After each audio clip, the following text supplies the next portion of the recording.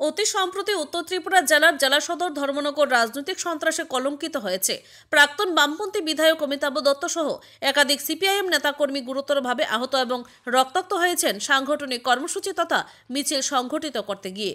এই মিছিলে সিপিআইএম দলের কর্মী সমর্থকদের উপর প্রকাশ্যে বিজেপি দলের পতাকা হাতে নিয়ে একাংশ দলীয় কর্মী সমর্থকদের তাণ্ডবলীলা সংঘটিত করতে দেখা গেছে। এর বিরুদ্ধে প্রতিবাদ জানিয়ে এবং দোষীদের গ্রেফতারের দাবিতে আজ আগরতলা শহরে মিছিল সহ কর্মসূচি সংঘটিত করল সিপিআইএম। এই কর্মসূচিতে অংশগ্রহণ করে সিপিআইএম নেতাদের বক্তব্য হচ্ছে, এই সময়ের মধ্যে বিজেপির শাসনে আধা ফ্যাসিস্ট শাসন ব্যবস্থা কায়েম হয়েছে, যার নাম তারা দিয়েছেন নয়া ফ্যাসিবাদী শক্তি। সাংবাদিকদের সাথে কথা বলার সময় রাজ্যের প্রাক্তন মন্ত্রী সিআইটি ও নেতা মানিক দে বিজেপি সরকারের উদ্দেশ্যে বলেছেন, যদি ন্যূনতম লজ্জাবোধ এবং জনগণের প্রতি দায়বদ্ধতা থাকে তাহলে যারা সংশ্লিষ্ট ঘটনার সাথে যুক্ত তাদের গ্রেফতার করে শাস্তির ব্যবস্থা করতে হবে। পাশাপাশি আজকের এই কর্মসূচি থেকে দাবি উঠে বামপন্থীরা লড়াইয়ের ময়দানে রয়েছেন। যারা মনে করে বামপন্থীদের উপর আক্রমণ সংঘটিত করে বামপন্থীদের লড়াইয়ের ময়দান থেকে দূরে সরানো যাবে, তারা মূর্খের স্বর্গে বাস করে বলে বামপন্থী নেতাদের বক্তব্য আজ আগরতলা রাজপথ থেকে উঠে আসে। Bureau report, Tripura news Bangla. কর্মসূচি এটা রাজ্যবাসী সবাই জানে, বিজেপি সরকার একটা স্বৈরাচারী সরকার এবং টোটালি ফ্যাসিস্ট গভর্নমেন্ট, এবং আমরা এটাকে নয়া ফ্যাসিস্ট আখ্যা দিয়েছি। তার প্রতিফলন ঘটছে।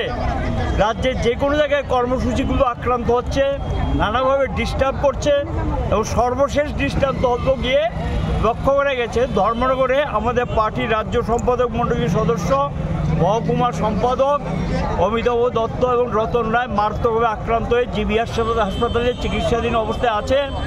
এখানে তারা একজন নেতা প্রকাশ্যেই বলছেন যে এখানে নাকি ধর্মনগরে আমরা কিছুদিন যাবৎ বাড়াবাড়ি মানে পুলিশের পারমিশন নিয়ে মিছিল মিটিং হচ্ছে, জনগণের প্রতিবাদে মানুষের সমাগম বাড়ছে এবং মানুষকে তারা আটকাতে পারছে না। মানুষ ভয়মুক্ত হয়ে তাদের বিরুদ্ধে বেরিয়ে আসছেন হতাশা থেকে, এবং মানুষ থেকে জনবিচ্ছিন্ন হয়ে কাপুরুষের পরিচয় দিয়ে বর্বরচিত হামলা করেছেন। এই হামলার বিরুদ্ধে আজকে প্রতিবাদ মিছিল এখানে সংগঠিত করা হচ্ছে, এবং রাজ্যবাসীর কাছে আমাদের আবেদন থাকবে, পুলিশের সামনে এই নৃশংস আক্রমণ, এমনকি তাদেরকে কোনো ফায়ার সার্ভিসের গাড়ি, পুলিশের গাড়ি দিয়ে হসপিটালে নিয়ে যায়নি।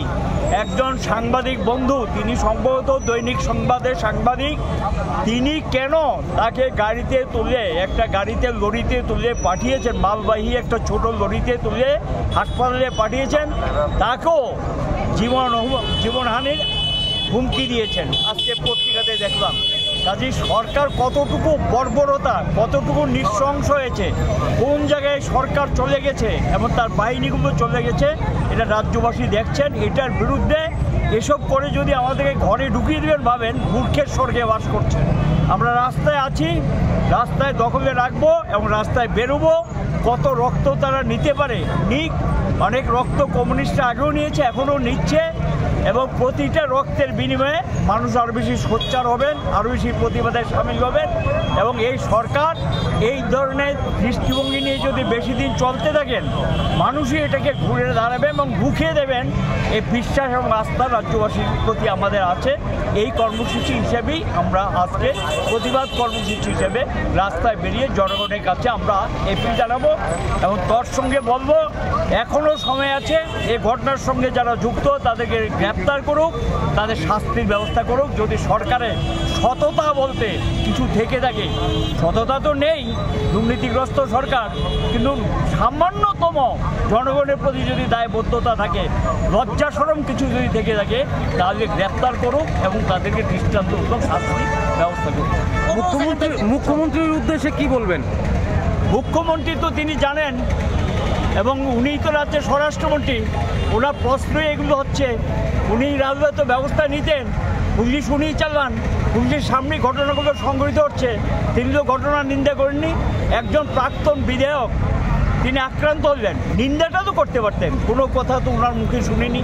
কাজে ওনার ভূমিকাও লক্ষ্য করা যাচ্ছে এই সমস্ত বিষয়গুলিকে হয়তো প্রশ্রয় দিচ্ছেন। এটা ভালো লক্ষণ না, এবং এটা করে বেশি দিন টিকে থাকা যায় না।